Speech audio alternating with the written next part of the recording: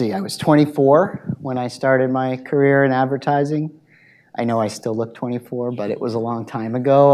It was 1993, and I took a job as a junior copywriter at Arnold, which is a big agency in Boston.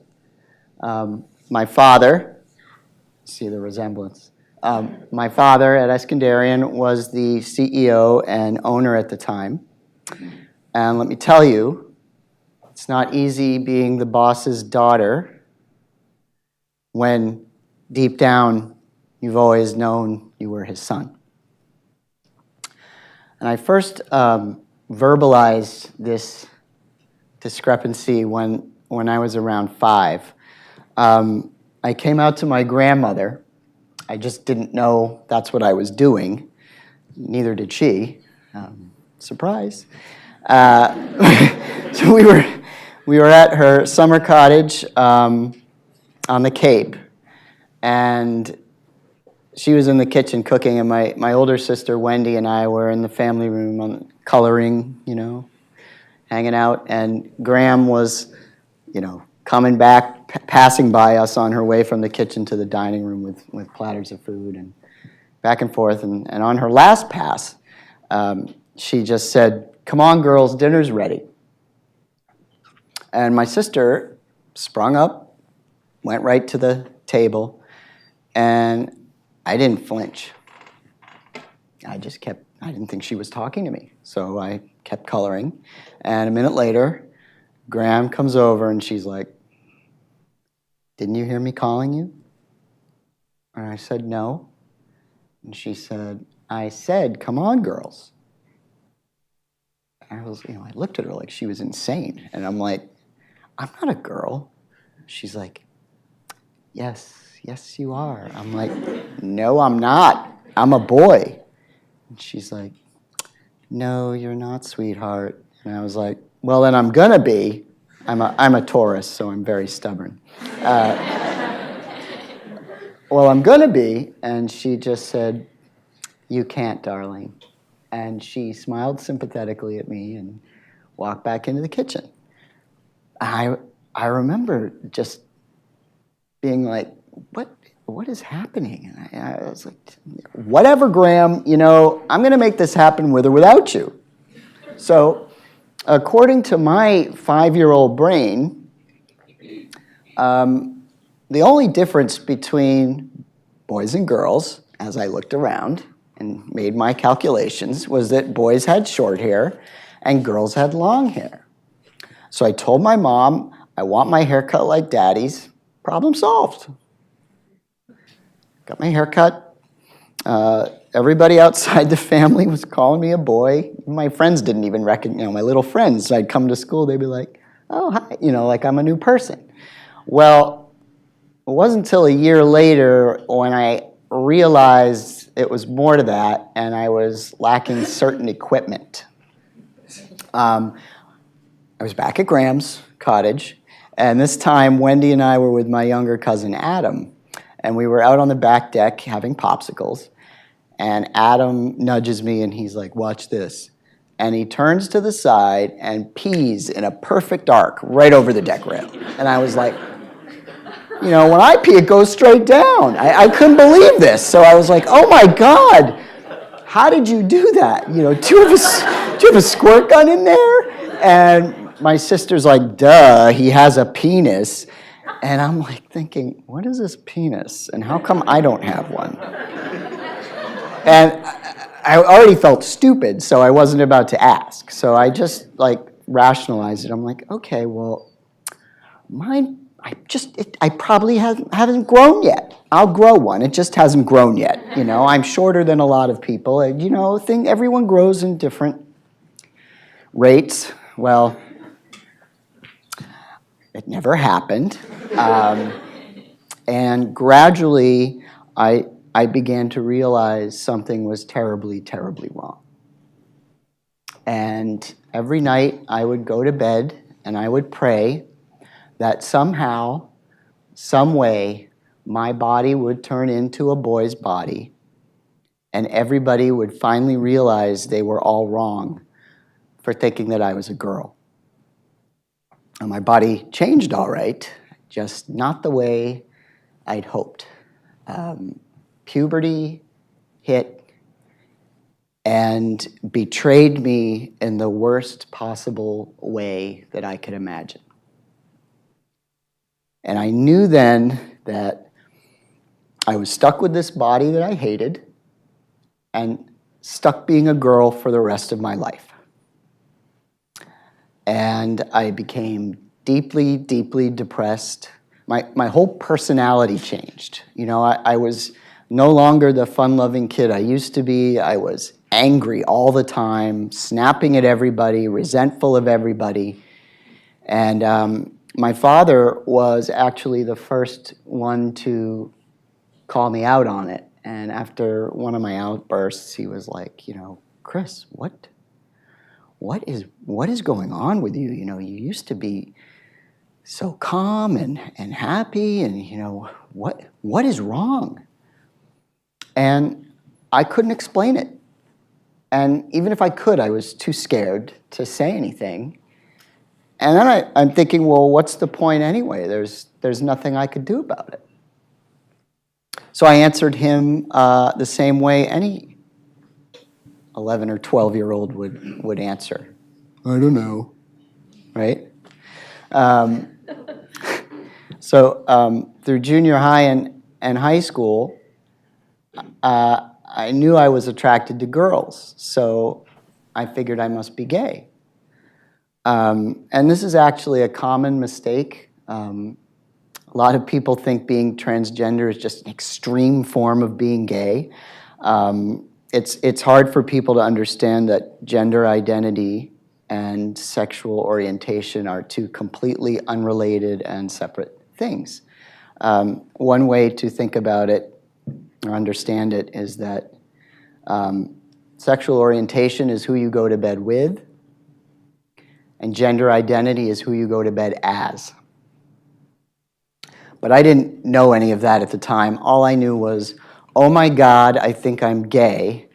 And that was traumatizing enough for me back then. This was the early 80s. Nobody was openly gay. Certainly nobody in white, upper-class suburbia where I lived.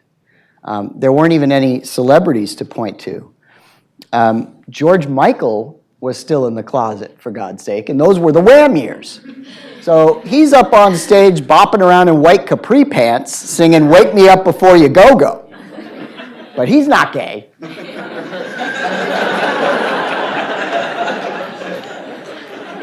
The problem was when I looked up the term gay, and I did, that's how I am, I'm very thorough, even back then. I looked it up, the definition, and all it really said was someone who's attracted to someone of the same sex. It didn't say anything about feeling like you were in the wrong body or wanting to become the opposite sex. So I figured I was a freak and the only one that felt this way, and there was no way in hell I was ever going to tell anybody. Certainly not my family. I didn't want to humiliate them, and I couldn't bear the thought of them being ashamed of me. So I made a decision. Senior year in high school, I made a decision.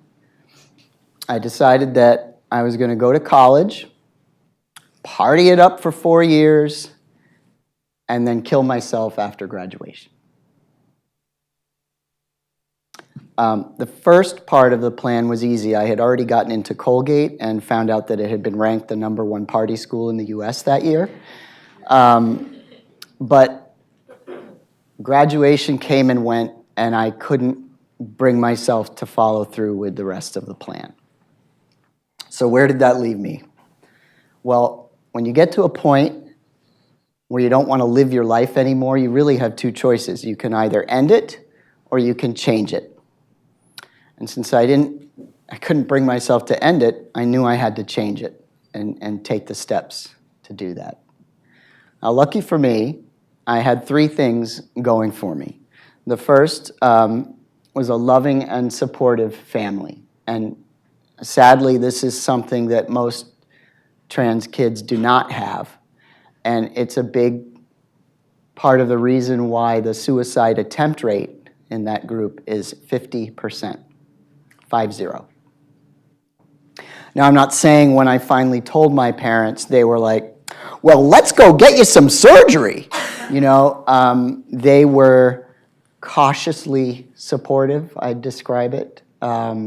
It was a lot to take in, and there was very, very little information back then on this topic that you could get.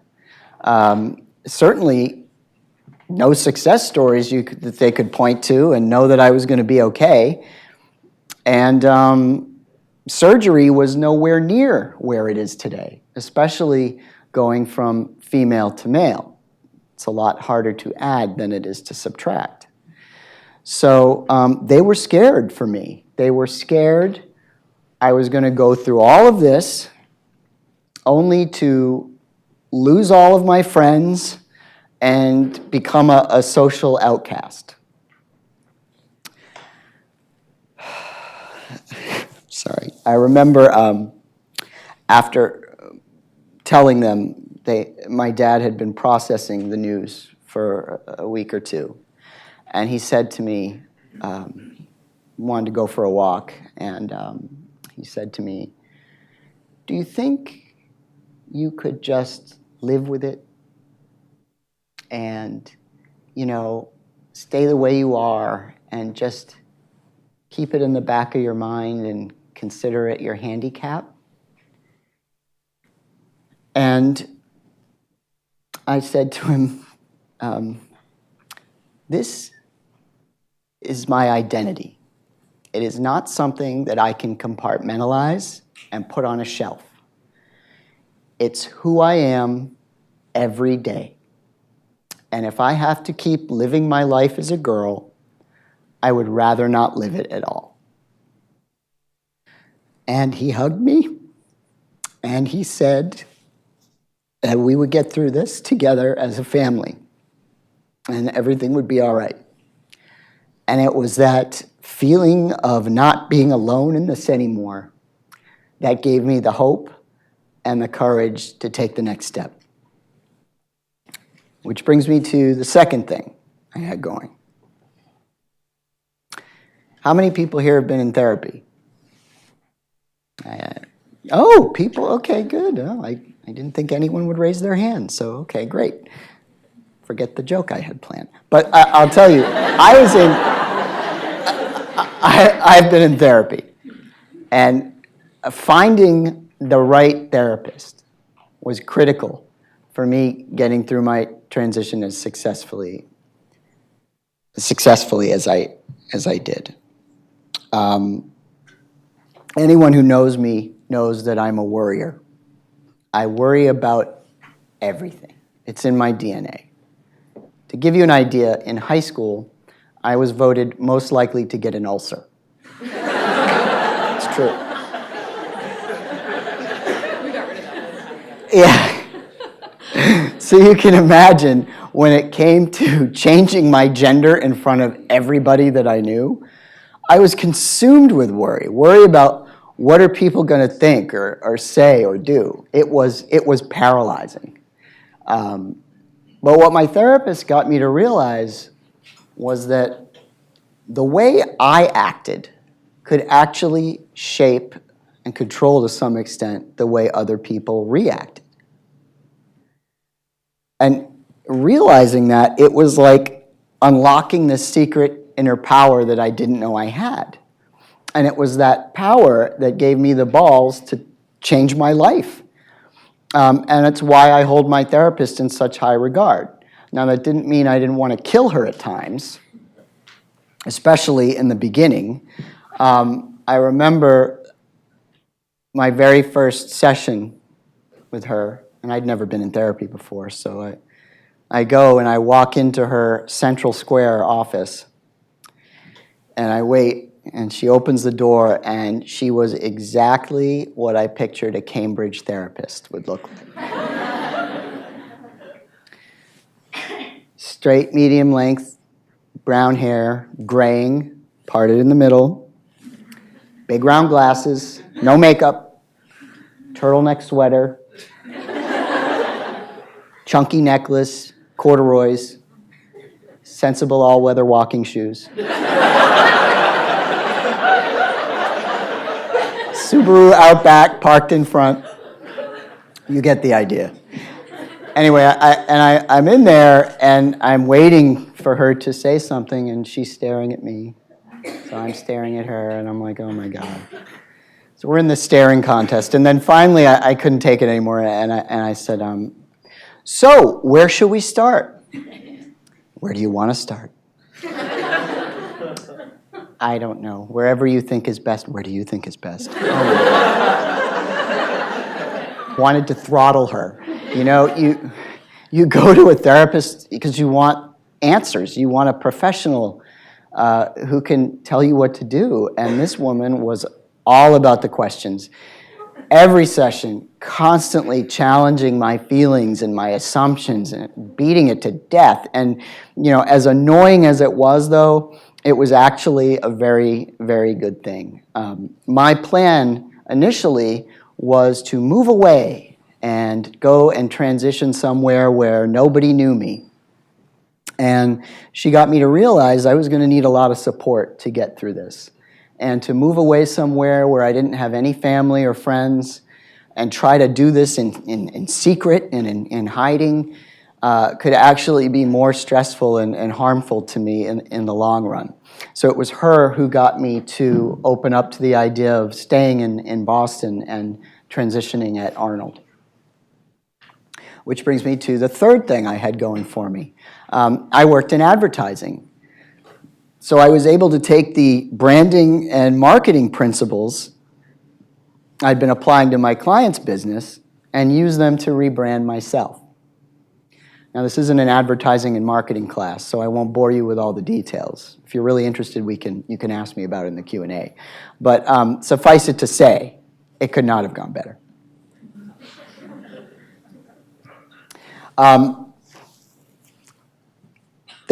I'm only going to give you one here, but there's a big misconception, I think, about transitioning where people think somebody decides to do it and then, boom, they show up to work the next day in a wig and a dress, or in my case, a haircut and a tie. But the fact is, everybody chooses to transition in their own way.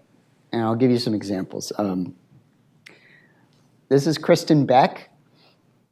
She's a retired Navy SEAL. She was in the SEALs 20 years, and then she transitioned. So she was a man in the Navy SEALs, transitioned about 2 years ago she came out. And she pretty much handled her transition the way I just said. She came out on LinkedIn. She just changed her name and her picture. And then the next day went to the Pentagon to her job in a wig and a dress. Bruce Jenner just started transitioning without any explanation for years. And this was causing, I'm sure you all know, major speculation and tabloid fodder and all of that, until finally the big Diane Sawyer interview last April, and then officially in June coming out as Caitlyn. And so, for different reasons, the way these two handled the transitions, the gossip and speculation and rumors were off the charts. And my goal was to shut that down as best as I could.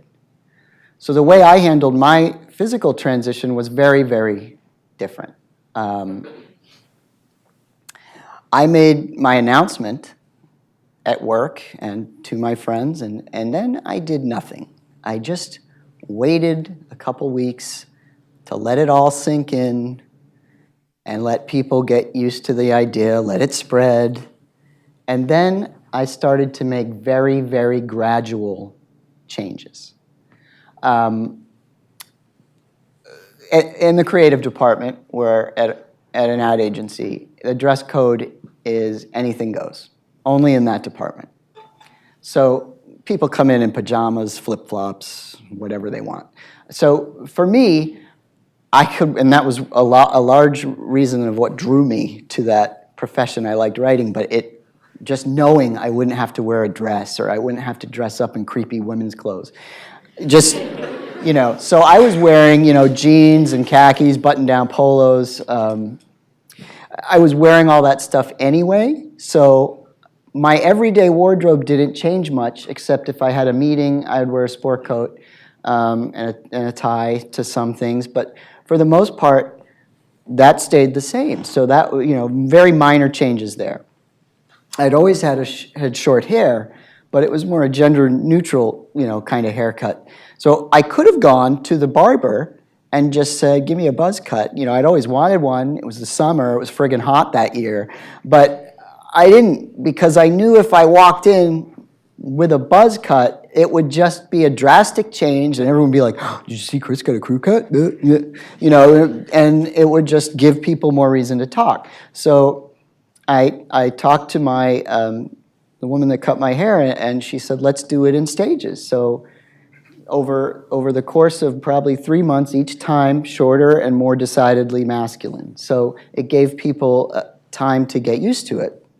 And the same with growing a beard. I'm Armenian. I was on testosterone. There was hair growing everywhere. So I could have grown a beard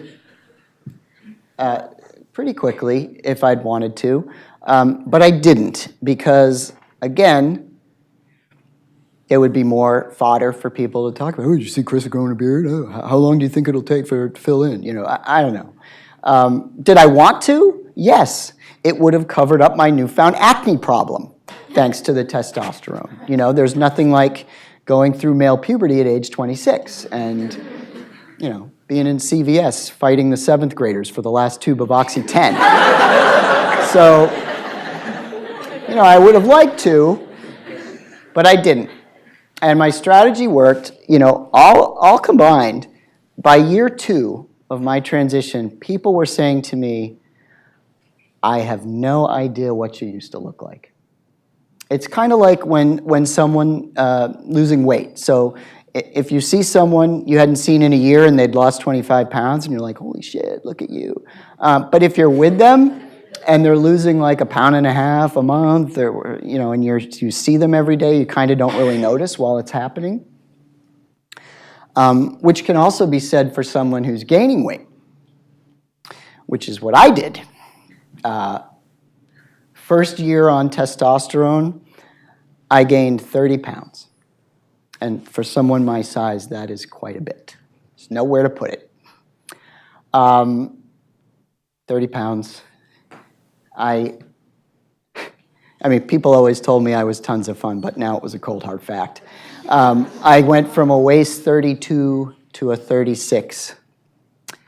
And my primary care doctor was like, you need to get a grip. And I'm like, I know, and part of it was the testosterone and adds muscle mass, and it induces these like cravings for red meat, and so I was eating a lot more burgers, and part of it was my fault. Who's kidding who? I'm eating French fries twice a day.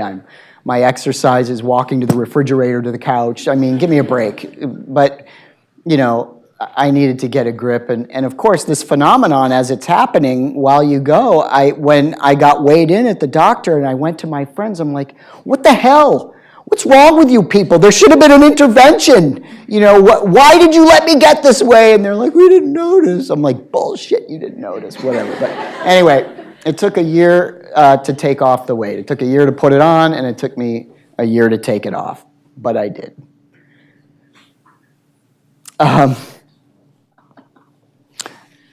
Couple months in to the hormones, my voice started changing, which is also lovely. I earned the name Peter Brady.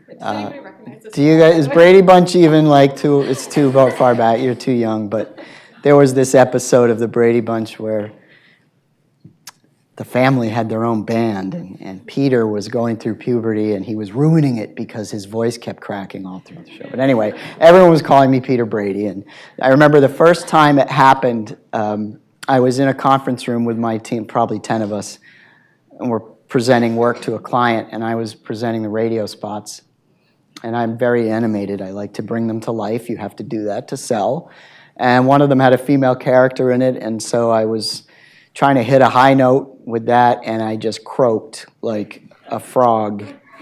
And everyone in the room laughed. And they all know, it's not a secret what I was doing, but they were kind of learning as what happens with me. So, people laugh. I'm like, who let that frog in here? And the client was laughing. She knew too, and she was like, you want to get a glass of water? I'm like, no, let's just keep going. So soon, every presentation, there were bets, the under-over, on how many times I would. When I first went to see my endocrinologist, I said to him, this was before I was getting my first shot, and I said to him, okay, so I know we're going to be determining the levels as we go, but so can you just give me just enough so that my voice deepens, but not so much that I get male pattern baldness or back hair? And he's like, it doesn't work like that, Chris. He's like, once it's in, it enacts whatever it is in your genes. So if you have bald uncles on your mother's side and your father's hairy, whatever, you have just as much of a chance inheriting those traits as a genetic male. So if anyone needs a recommendation for a back waxer, I have one. It's not that bad, actually. It's not as bad as I feared. And I also can tell you that Propecia works. I also asked my endocrinologist if testosterone could please make me taller. And so, as you all know from Jeremy's presentation, too late for me. Where were those puberty blockers when I needed them? At age 26, too late. So I just started spreading the rumor to every woman that I knew that flats were making a comeback. Nobody's buying it. They're still not buying it. Certainly not Laverne Cox. I posted that on Instagram with the caption, "Short is the new tall."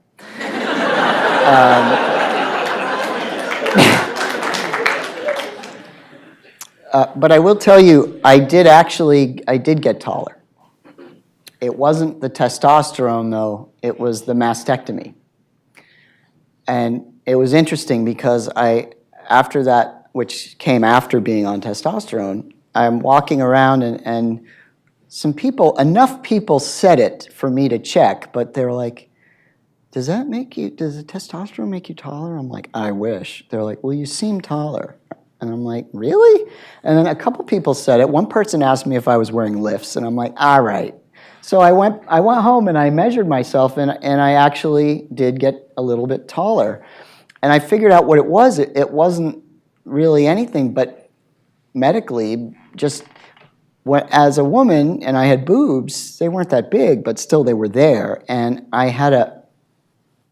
walked like this to try to disguise the fact that I didn't like them, so I didn't want them to be noticeable. And then when I got them removed, I started to walk around like this. And I grew 3/4 of an inch. Now, it may not sound like much, but at my height, every little bit counts. Now, I was prepared somewhat for the physical effects of testosterone, but not so much the emotional ones. No one really warned me about those. And the first thing I noticed was I couldn't cry anymore.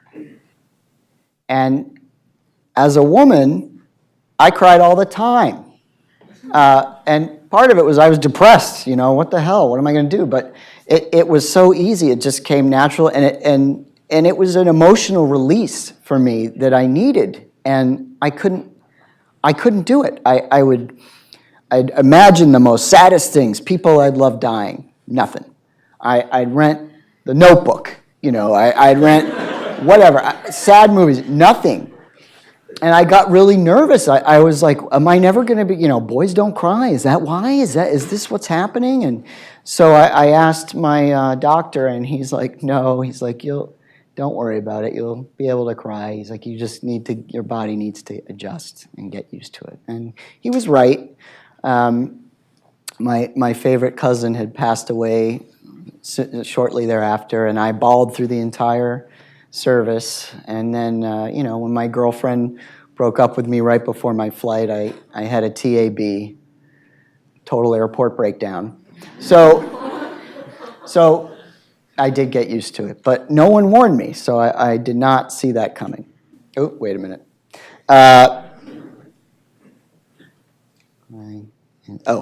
I had a mnemonic for this, crying. I had CIA, so the next one begins with an I. Impatient. I got very, very impatient.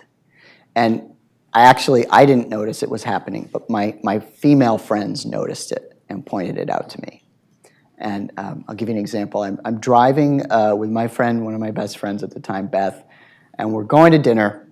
And I asked her, is your sister meeting us for dinner? Cut to 10 minutes later, she is still talking. I have no idea if her sister's coming. And finally, I just snapped, and I'm like, is she coming or not? And she was like, you used to like to listen to my stories and how I get around to the answers. And, a lot of us have been noticing you've become very impatient lately, and we think it's that damn testosterone. And it was true. It is definitely true. Instead of listening and being empathetic and nodding along to the problem, I couldn't take it. And I would do the stereotypical guy thing, so they're going on with a problem, and I'd be like, well, why don't you just do that? And here's the solution. Here's the solution. Can we move on? And at work, I noticed I was more direct, getting to the point, not apologizing before I said anything, not tiptoeing around and trying to be delicate. I would say what I meant, say what I wanted to happen, instead of dropping hints and hoping people picked up on what I really wanted. And that's what I used to do, I don't know. So I'm like, shit, am I becoming a dick? What is wrong with me? But everyone was like, no, you're not, it's just a little bit different. We just have to get used to it. CIA, what was the A? I was getting a little bit more aggressive with my fuse. And I remember as a girl, I would go out to bars and parties or whatever, and I'd see these jackass guys like getting into these fights, pushing, shoving, sometimes a fist fight, and I'm like, come on, what is wrong with, get it together, get a hold of yourselves. And 3 months on testosterone, and I'm throwing the first punch. I'm at a Halloween party, dressed as a snot rag, and all right, I'll tell you the story real quick. So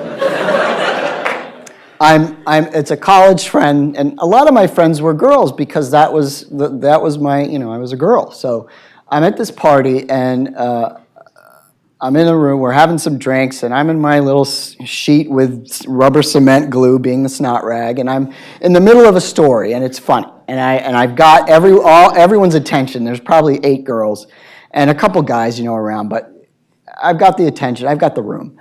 And this total douchebag walks in, and he's like Top Gun, he's got the flight suit, the mirror glasses, and he's like, comes in, and he's about 5'10", very stocky, and he comes in, and he this is the guy thing. He doesn't like that I'm commanding the attention of all the women. He doesn't know they're all my friends. I'm not trying to get with any of them, but he doesn't like it. So he's going to knock me down a few pegs. So he starts, hey, how tall are you? And starts ripping on me for being short. So I'm ignoring him. And a couple of my friends are like, shut up, asshole, the whole thing. But no, he's pushing me and pushing me. And finally he says to me, and he's getting closer to me as he's saying it, he finally says, I just got to know, does it bother you when you're with a girl and she's taller than you? And I said, well, look around. It doesn't seem to be bothering them. And then they all started laughing, and that pushed him over the top. So he gets right up in my face, and he's like, seriously, how tall are you? Or seriously, why don't you tell me how tall you are? I go, why don't you shut the fuck up? And he goes, why don't you make me? So I went to make him. And what is wrong with me? And thank God my friend, people got in between. He would have beat the snot out of me, which would have been appropriate considering the costume I had on. But it was a lesson learned that the quick wit I had as a girl could lead to a severe ass beating as a guy. So I really had, just because of my height, I can't, there might not always be a rugby team there to break it up. And then there's the surgical aspect of transitioning. And I will tell you that the general rule of thumb, and you've probably heard this if you have heard anything about this topic, is that you should never, ever ask someone who's transgender whether they've had or plan to have surgery. It's none of your business, but it's also offensive. It's none of your business, which means it's invasive, but it's also offensive. And you hear Laverne Cox talk about it. It's offensive, it's offensive. Everyone says it's offensive, but no one really takes the time to explain why it's offensive. Does anyone know why it's offensive, that question? Could it be that the person might take it as like, do I need surgery? Is that what you're trying to tell me or something like that? Yes, pretty close to that. Let me rephrase it, but you got it right. It's basically, as Jeremy was saying, gender is not defined by what's inside your pants. It's defined by what's inside your brain.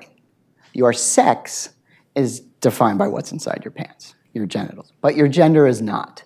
So by asking someone that question, you are implying to them that you don't think they're the gender they feel they are unless they have the surgery to alter their genitals. And the fact is, a lot of trans people don't have surgery, and for a number of reasons. Everybody's different. It could be it's painful, they're afraid, they can't afford it, they can't take time off from work, they don't have support, or they don't care and they're fine the way they are and they just don't want it. So it can be very insulting. I knew I wanted to have surgery right out of the gate, right from the beginning. I knew it was the only way I was going to feel complete, and that's a personal decision. There was a 5-year period while I was working at Arnold managing the largest account at the agency. Over 5 years, I underwent 22 surgeries. That's one every 3 months. I did the math, you're welcome. The deluxe model doesn't come easy. I can tell you that right now. But, a lot of people think it's a one and done thing, and it's not. So you're in it for the long haul, and it is not, it's not easy, One thing that makes it easy is having the right doctor. I look horrible, but I had just been doped up and ready to go in for surgery. That's my doctor right there, and they really rob you of, you guys will do a great job robbing patients of their dignity. You put those stupid toeless pantyhose on us, and your butt's hanging out of the Johnny, and then you put a shower cap on my head, So I made him put one on. But when I was trying to find a doctor who could do this surgery, I didn't have many options. There were a handful, and very few who could do what I call the deluxe model. So I didn't have much of a choice, and I had one that I was looking at had retired while I was trying to go through my process. By the time I was ready, he had retired. There was one other doctor that I could see, and I met with him. He was based in Florida, and I just, from his demeanor and the way he treated me and the way he talked about this operation as though I was I was renovating my kitchen. He's like, it's a nuisance, but you'll just have to get through with it. That was his, never smiled, no emotion. For the surgery that I want to be able to pee through it, have an erection, the whole thing, have sensation. And for that procedure, it's much more extensive, vascular surgery, microsurgery, the whole thing. They need to take skin from your forearm and to make the urethral extension. And so the way this guy in Florida did it was he just cuts the skin from your elbow all the way down to your wrist, takes it off. And very matter of fact, he's telling me this, and my mom is sitting with me, and I'm like, can I please see a picture of what that looks like? He had only done 3, by the way, 3. And he shows me this picture, and my mom and I were both horrified. It looked like a burn, like my whole arm was burned completely off. And I said to him, that's what my arm's going to look like for the rest of my life? And he said, do you want a penis or not? So I left there, and I looked at my mom, and I said, that dick is not making my dick. And then I found Doc, and he is the complete opposite, sensitive, empathetic, funny. You have to have a sense of humor to get through this. So I'm sure you're all learning that bedside manner is extremely, extremely important, especially if you're working with gender patients. It's going through this is stressful enough as it is, and I have his cell number. We're great friends. You know, we've been through a lot together, and I'm actually going out there next week, so I'm going to see him. But anyway, that was just my tip, the bedside manner. Do you Bitmoji? I Bitmoji. That's me. I had one long-term goal when I began this journey, and it was not to let my transition define me. I just wanted to get through it and be the man that I always knew I was. It took time to achieve that, but I did. You know, I am not my parents' transgender son. I'm their son. My friends don't introduce me as their trans friend Chris. You know, just Chris or Eddie or P-head or whatever they're going to call me. And at work, I wasn't Chris Edwards, the transgender creative director, you know. I was just a creative director. Well, I was an EVP group creative director. I don't want to sell myself short. But the word transition means going from one place to another. And I was there, I'm there, and I don't consider myself transgender anymore. I was transgender to me. That is part of my history. So if I'm asked to check a box, I don't check transgender, I check male. That's where I am. Everybody's different, but that's how I feel about it.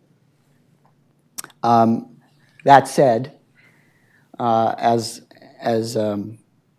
Jeremy mentioned earlier, I did a few years ago throw myself back into this spotlight, and I wrote a memoir about my journey and experience. It's called Balls. Take some to get some. It will be out October 4th. I hope you'll all buy a copy. And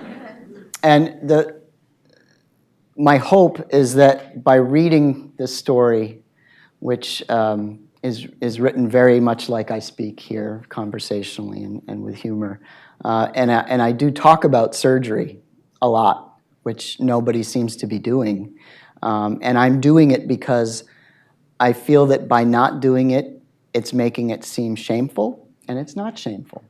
And I also hope that by me taking the hit and doing it, then people will stop talking about it and asking other people about it. Just have the information and move on.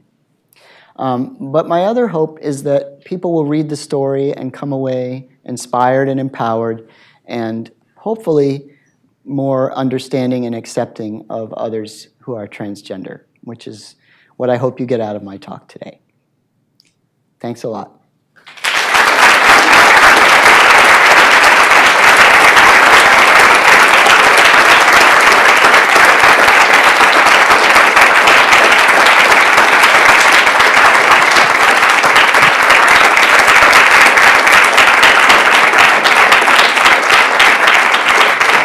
All right, we'll take Go on.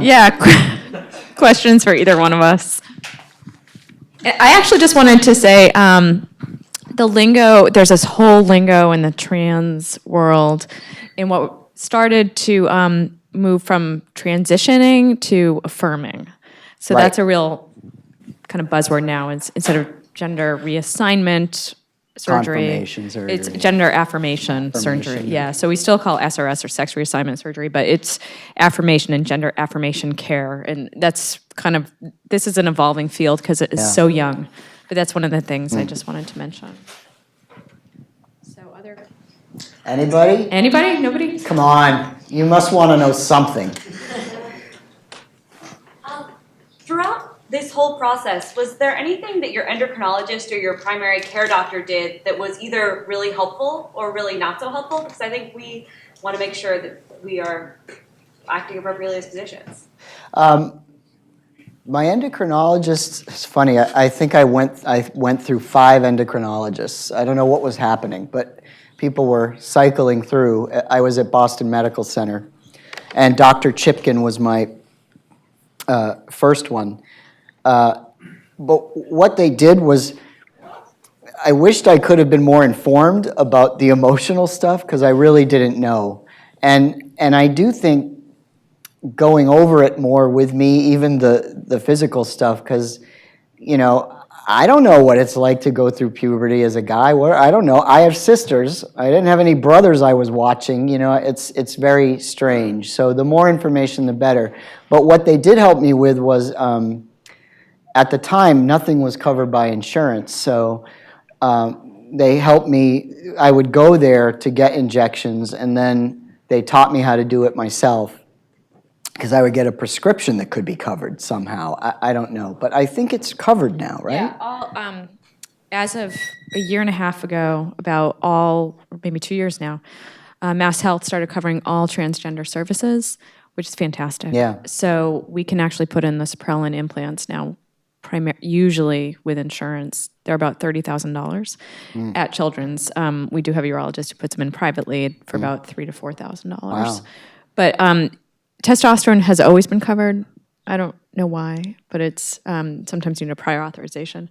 It's very expensive though. Yeah. And we do give we do go through a lot of these processes when we explain our consent form to the adolescents and their parents. Mm-hmm. And it is different for everybody with the testosterone. And the way I do it, I usually start half dose and kind of creep up, let people adjust. Yeah. It's interesting.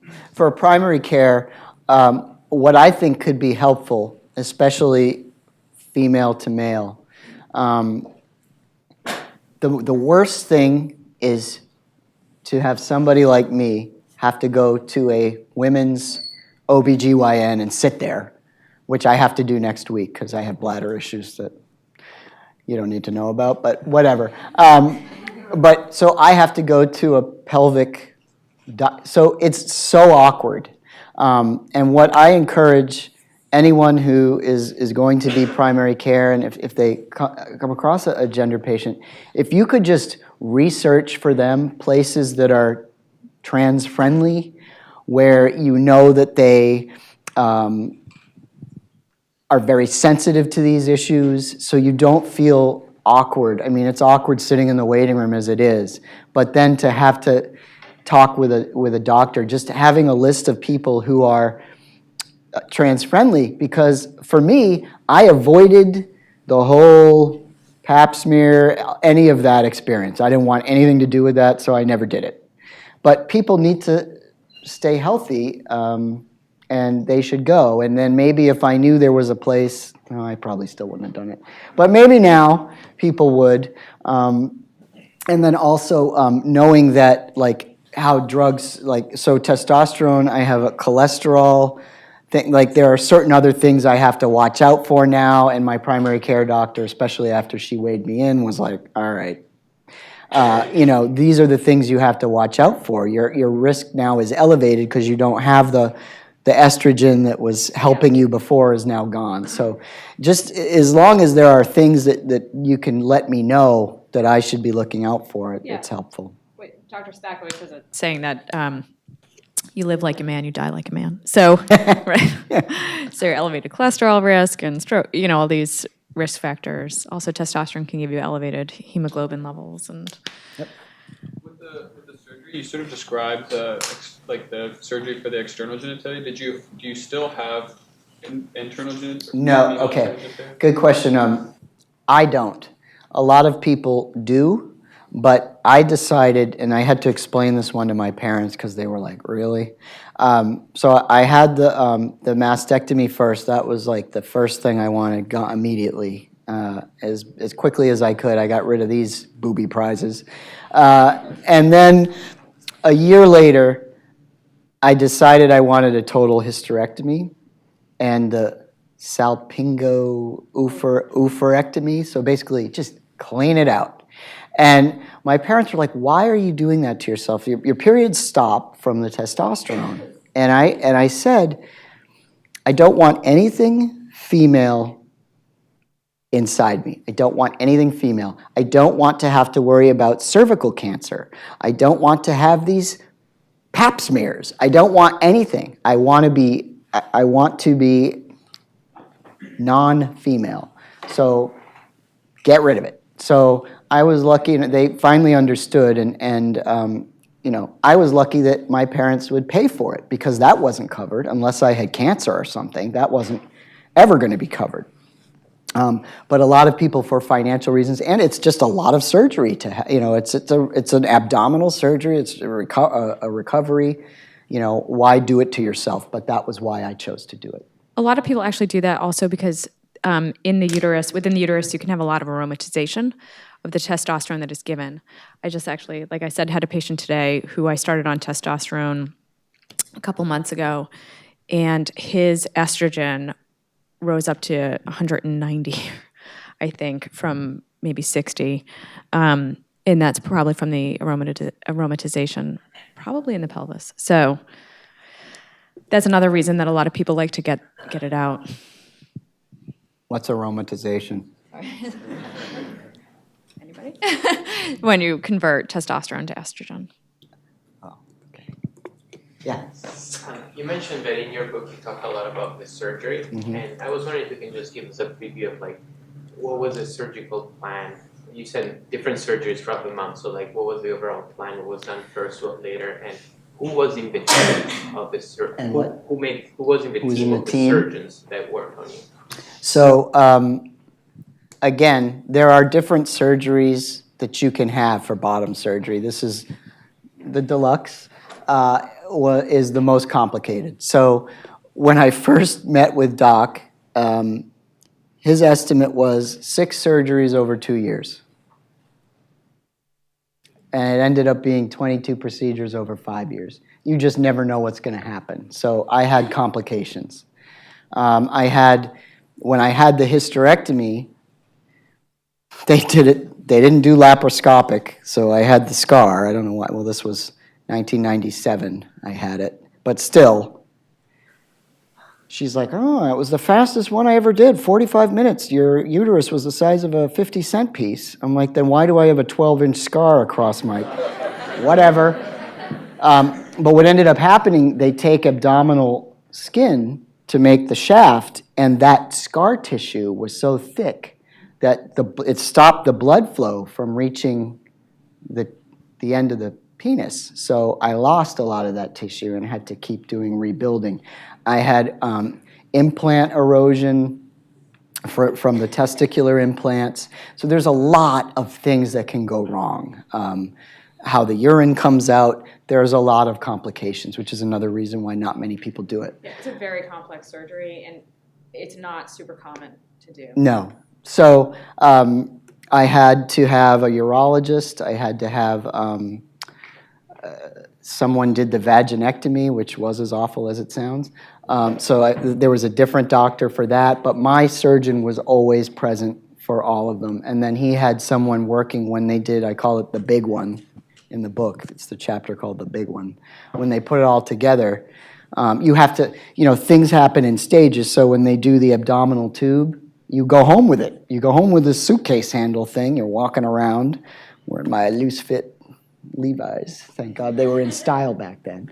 But you have that, and you're home with that for 8 weeks. And then you go back, and they detach it, and then they do that. So it's a lot of steps. It would take up too long to really give you the whole thing. But you can read the book, and you'll find out.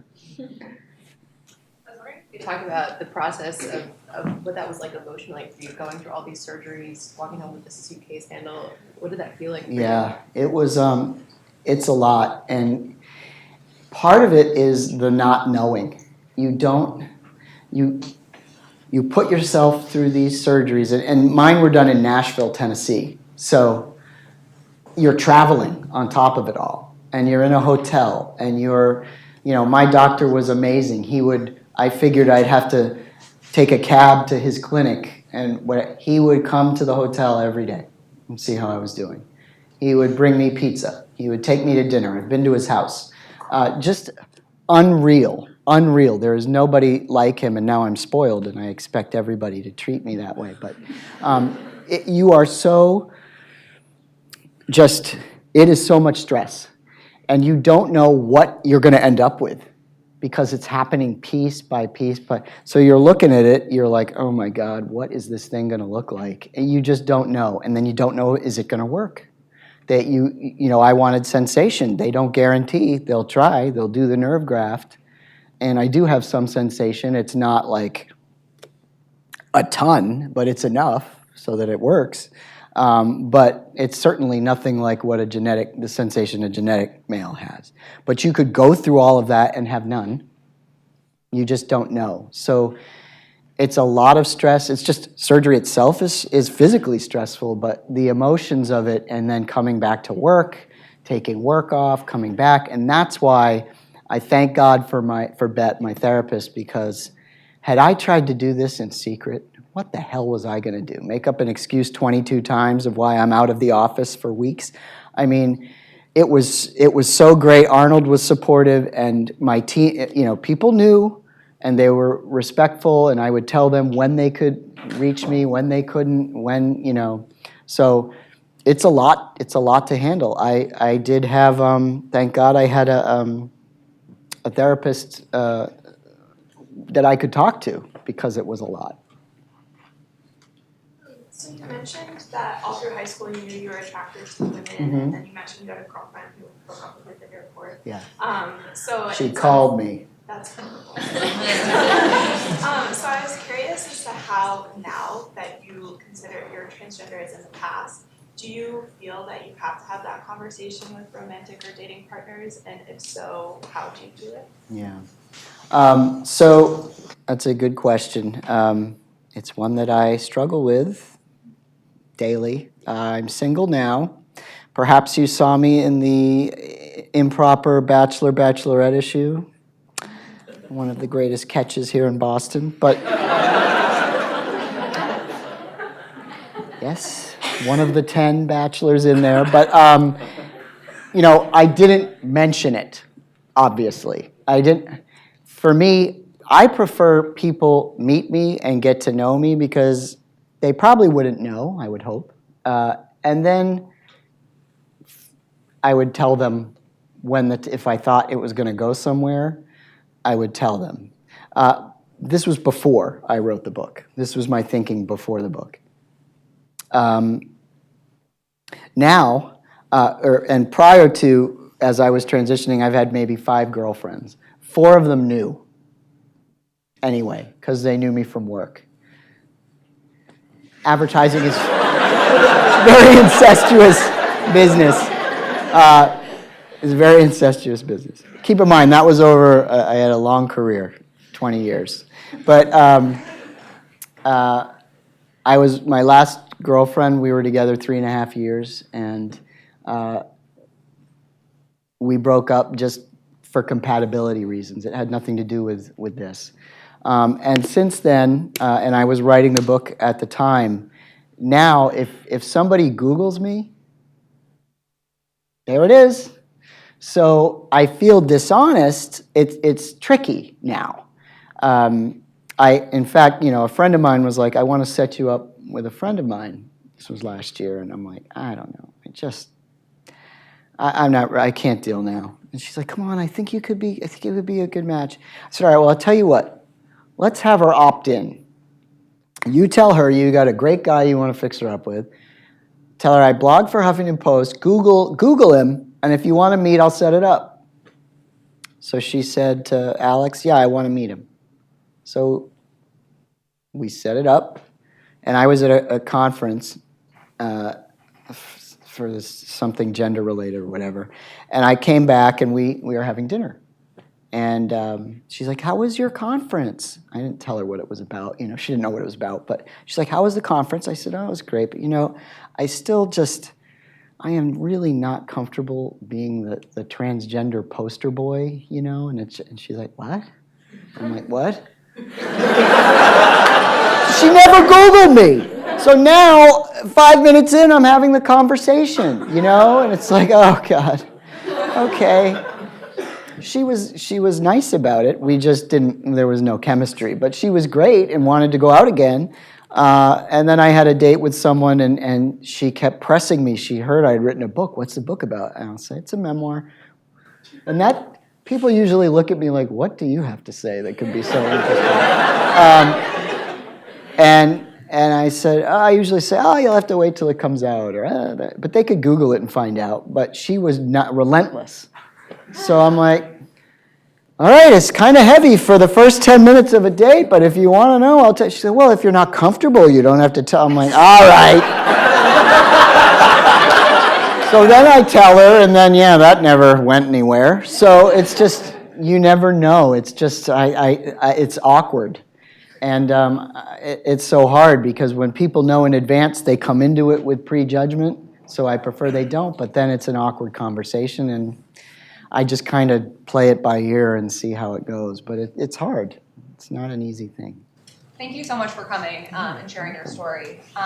You had mentioned that you had struggled with thinking about suicide, and there's a very high rate in the transgender population of suicide. And I would love your thoughts for both culturally and for physicians, how we can try and reduce that 50% suicide rate. Want to address this? Yes. There's such a study that came out looking at family support, and Chris talked about this a lot, in the children, at least in the pediatric population, the children who have their family support, whether they are they desist or persist, the suicide rate is reduced by, I think, like 76%. So, or the attempt rate. So it's primarily family support. There's no mystery. In the GEMS program, we are heavily influenced, or we rely heavily on our mental health professionals.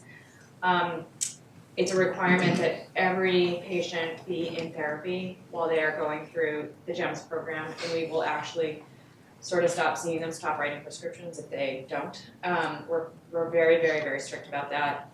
And we encourage everybody to do everything we can, and we'll handhold, basically. So that's the major thing, and it's still, I think what we have seen, even over the past few years, is now that this is so much more out there, and kids are really starting to talk about it at a younger age, be more accepted. The kids who start early and have parent support, we see them on 0 psych medications, and they're amazing.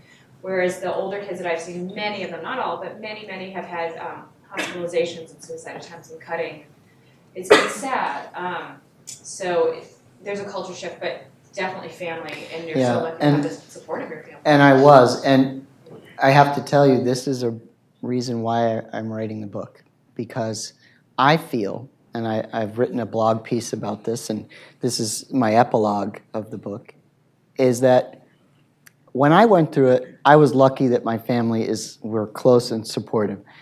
For people who don't necessarily have that closeness, if they went through it when I did, my parents didn't have any person, a success story where they could look at and say, oh, well, there's a regular person who went through it and was fine. My child will be fine. I will support them. I know they're going to be okay.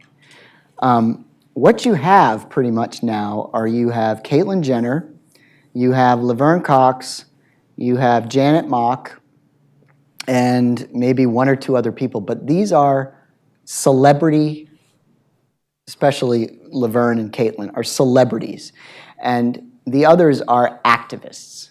So what is missing is an ad professional, a lawyer, a doctor, a mechanic, somebody, regular people in the world that kids and parents can relate to and say, all right, well, my kid can do that. Or a kid who can say, oh, well, I get, I can have a full life, just be what I want to be. How can you relate to Caitlyn Jenner's life? You can't. As a parent, are you going to say, oh, well, Caitlyn Jenner did it, my son will be fine. It's just, you just can't. So if there were more stories like mine, then I think that would give both reason to be supportive.